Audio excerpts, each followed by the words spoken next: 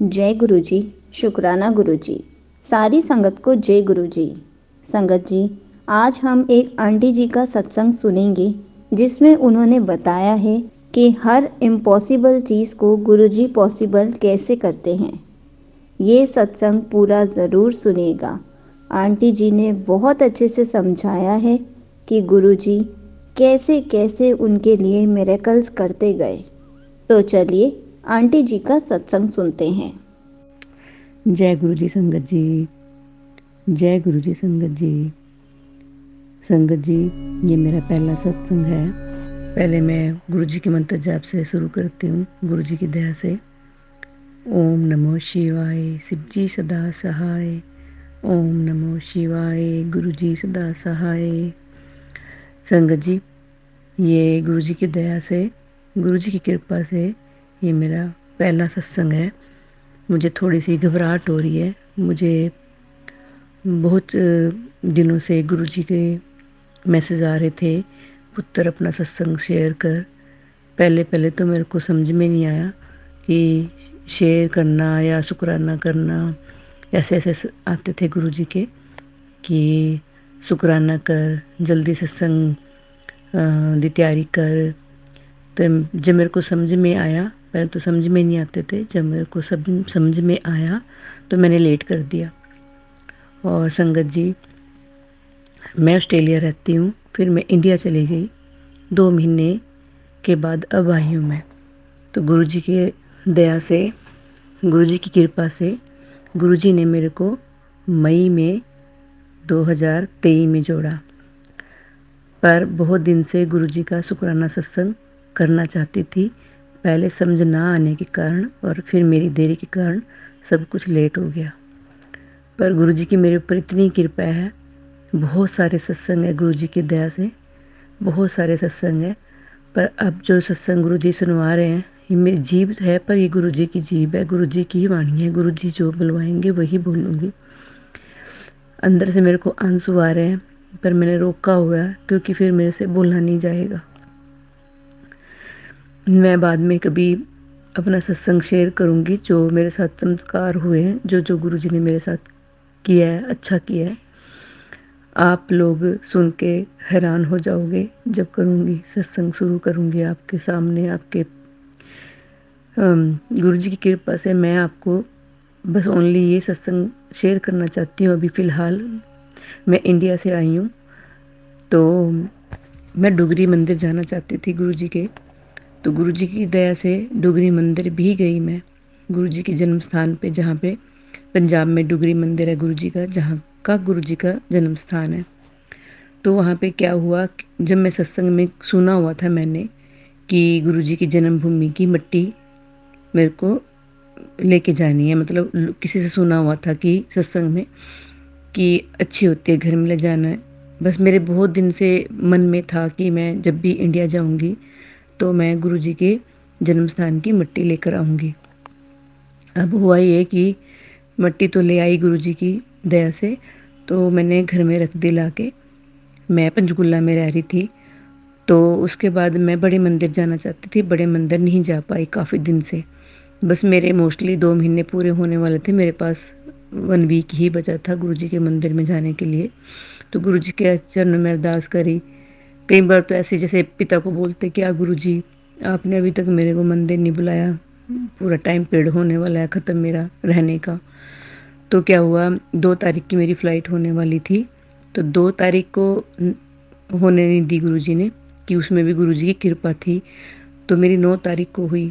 9 तारीख के बीच में फिर मैं गुरु जी के बड़े मंदिर गई। वहाँ बड़े अच्छे दर्शन हुए गुरु जी के, बहुत अच्छे दर्शन हुए। लास्ट में गई, तो उस बीच में क्या हुआ, जब मैं घर आई वापस, तो मुझे मिट्टी लेके आनी थी ऑस्ट्रेलिया। तो यहाँ पे तो आपको पता ही है कि बाहर ऑस्ट्रेलिया वाले बाहर की चीज़ नहीं आने देते, ना मिट्टी लाने देते हैं।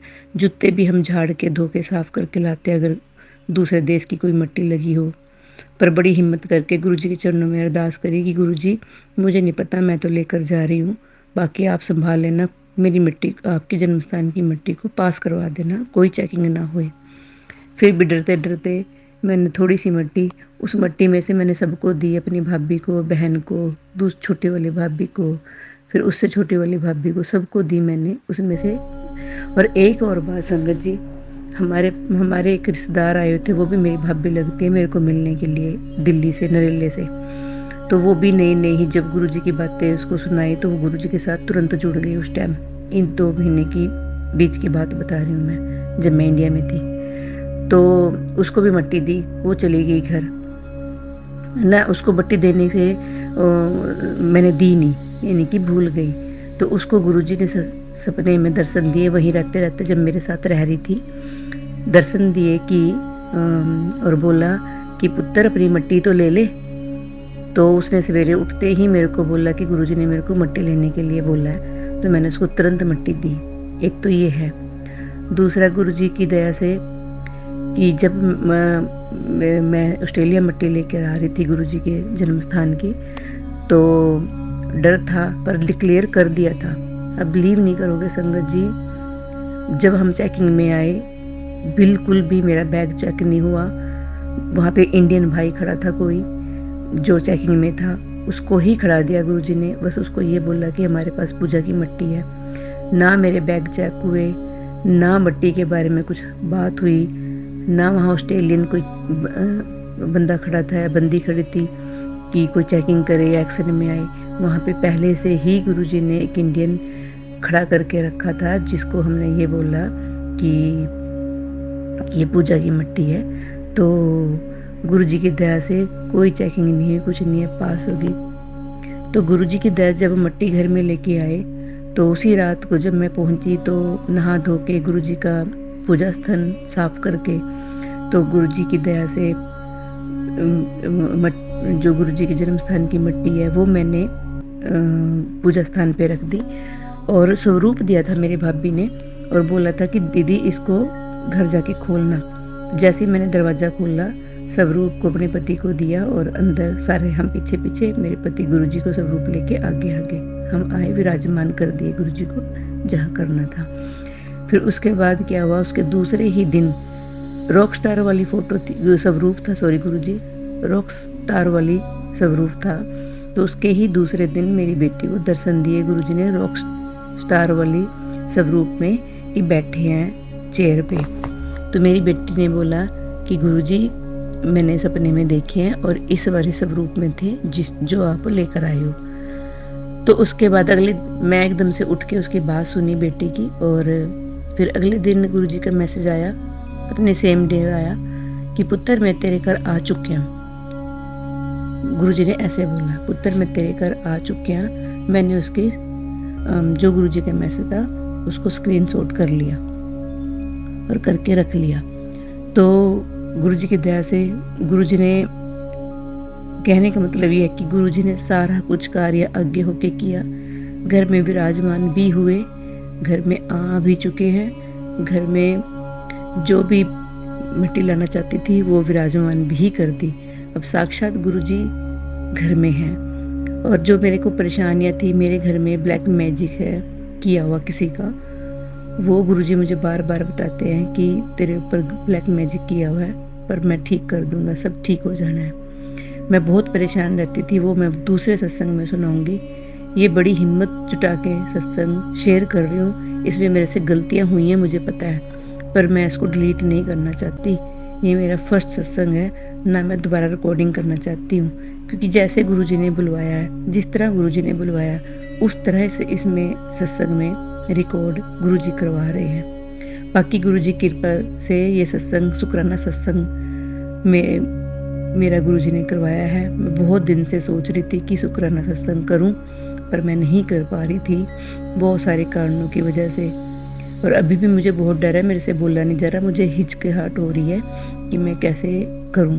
बस बोली जा रही हूँ, पर गुरुजी ही बुलवा रहे हैं। बस ये छोटा सा सत्संग है संगत जी। कोई गलती हो गई हो आपकी के चरणों में, आपके समक्ष माफ़ी मांगती हूँ, क्षमा करना गुरुजी मेरे को। मेरे से कोई गलती, कोई भूल, कोई त्रुटि हो गई हो, अपनी बेटी को क्षमा करना। संगत जी, जय गुरुजी, जय गुरुजी, शुक्राना गुरुजी, शुक्राना गुरुजी। Thank you so much aunty जी, आपका सत्संग बहुत ही अच्छा था। आपका बहुत बहुत शुक्रिया कि आपने अपना सत्संग पूरे गुरु परिवार के साथ शेयर किया। और ये बात सच है कि गुरुजी ही बुलवाते हैं सत्संग। गुरुजी ही हमारे मन में, हमारे माइंड में ये बात डालते हैं कि आज ये सत्संग कर। और गुरुजी जैसा बुलवाते हैं वैसे ही बोल देना चाहिए। और आंटी जी ने इसमें बहुत अच्छे से बताया कि गुरुजी ने जैसे कि इंडिया से बाहर इंडिया की कोई भी चीज़ नहीं ले जाने देते। पहले चेकिंग की जाती है, ख़ास तौर पर मिट्टी तो बिल्कुल नहीं ले जाने देते। तब भी गुरुजी ने इंडिया से बाहर अपने मंदिर की मिट्टी कैसे पहुंचवा दी, कैसे गुरुजी ने आंटी जी को ब्लेस किया, कैसे आंटी जी को गुरुजी आंसर्स देते हैं। जय गुरुजी, शुक्राना गुरुजी।